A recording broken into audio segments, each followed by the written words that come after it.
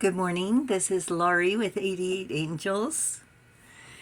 In comparison, this feather is the one I was raving about just the other day that I found just right there by the sliding glass door. Yesterday when I went to work, I was walking around the building just to take a break and found this guy. Look how big it is. Look, compared to the one look how big it is. It's gigantic. Let me try to get the color better. Well, that's the color better, I guess. A little better.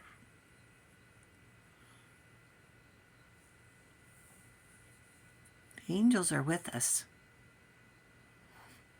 They're saying, you think that's a feather? Here's a feather. You think that's love? This is love. Let's take a look at our cards. Nithaya is our guardian angel from July 23rd through July 27th. Nithaya is the angel of wisdom. It says here time. We do get wisdom from time, don't we?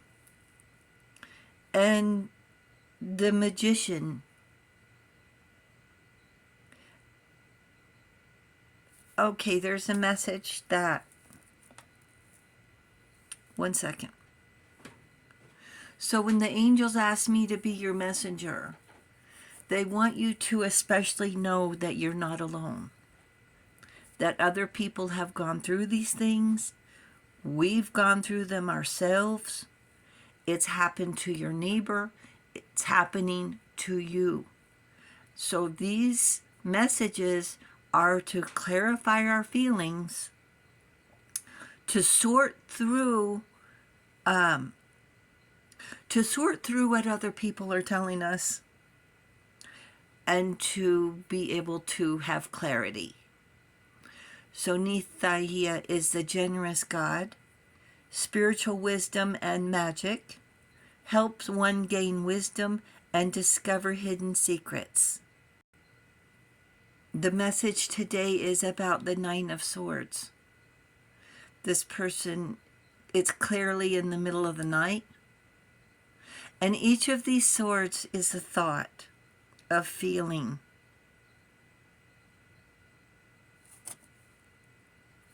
So see this eye right down here on the card? They don't want you to see clearly. That's why they try to keep you tired, exhausted, confused. Okay, here it is. The Nine of Swords, losing sleep, heavy thoughts and worries, doubts, insecurities, bad dreams, nightmares, and revisiting old trauma. These doubts and worries, heavy thoughts. To clarify, okay? Each of these swords here, insults, criticisms, complaints. We pick up one sword, just one, to protect ourselves. You know what they say? How could you? They're dishing it out, but they can't take it. You see that? We tell ourselves we're completely fine.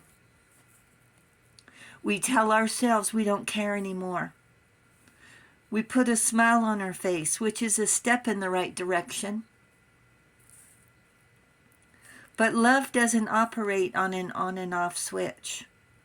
Sincere feelings cannot be turned off, and there's no explaining why people lie, pretend they care, put on airs, except they want to see how strong you are.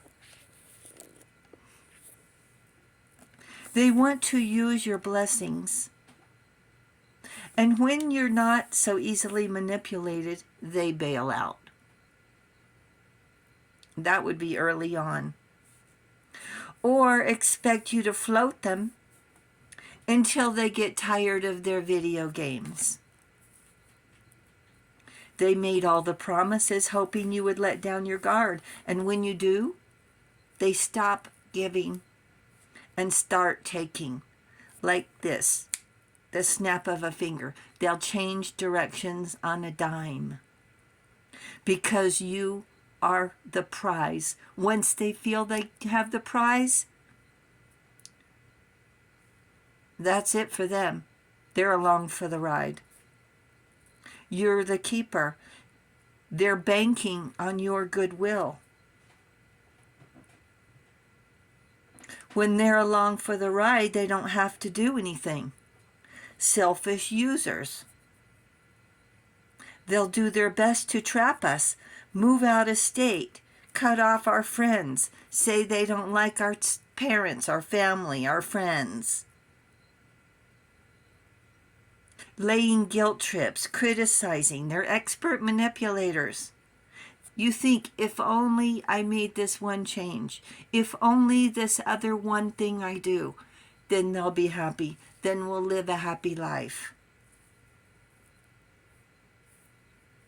Then after they take all you have to give, they walk out like we weren't good enough. After they wasted literally years. And this is down the road. This isn't early on. Finding out too late. You know, angels, it's not too late. It's never too late, okay? We feel like it's too late. It's not. Or ignoring red flags, which we want to do. We look for the best in people. That's what we do. They talk a good story and we fall for it. How long does it take for us to read the writing on the wall? When the relationship turns into an emotional checkbook. That's when. So when you find yourself with a piece of paper and a plus on one side and a negative on the other, and you're writing down all that you spent, all that you promised, all that you've given up. What have they given up? What have they done? That's when you know the relationship is over. It's called an emotional checkbook. How much we give and how much they take. And they're nowhere to be found when the chips are down. That's called ghosting. Where were they when your birthday? What did you get? A box of candy from 7-Eleven? Some clothes that size small when you're clearly not that size. Was it on sale? What? Well, they weren't thinking. They don't care. And it's their loss. It's their loss, okay? They lost an angel. Fly away now. You're free. The things they break on the way out, their jealous rage, putting on a show, acting like they're the hurt ones. But in reality, they plan the entire show. So the show is for you. For them to pick a fight and leave. Oh, you did this, so I'm out. That's your one sword. That's your protection. How could you say that? After all this, how could you say that? That's the emotional checkbook. You have better things to do than pine away for a loser. I'm sorry to be blunt. We had high hopes for them, usually based on their promises, which turned out to be big fat lies. It didn't work out. These tricksters, they wear great masks, and they can keep it up this facade for a crazy long time.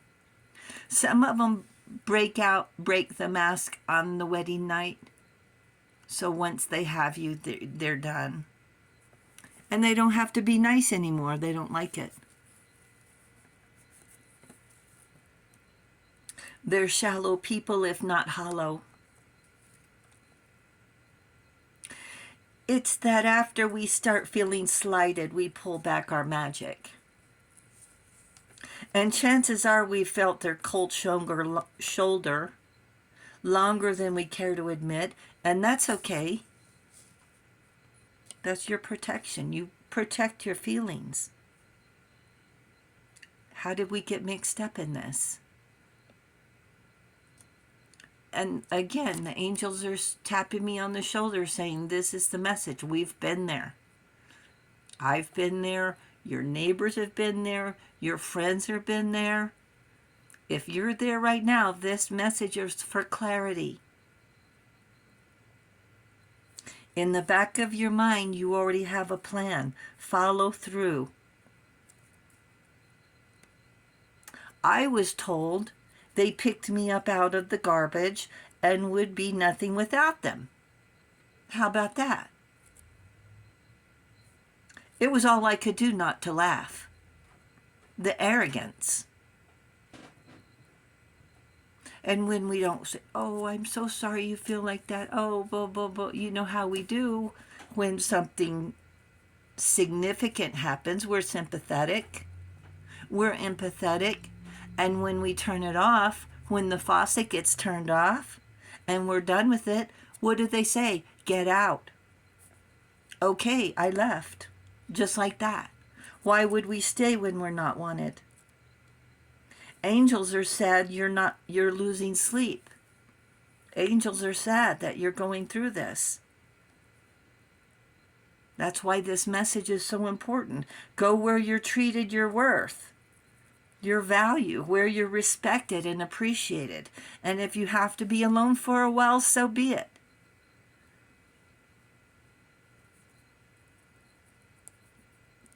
Be a goddess. Be a water girl. Be a prince. Living with a bully isn't going to work.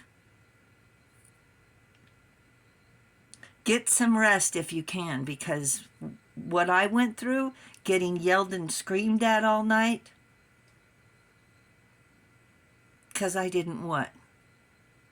It could be anything. You fill in the blank. Get yelled and screamed at all night because we used one sword. That's what it is. The one time we say no. After this and this and this and this.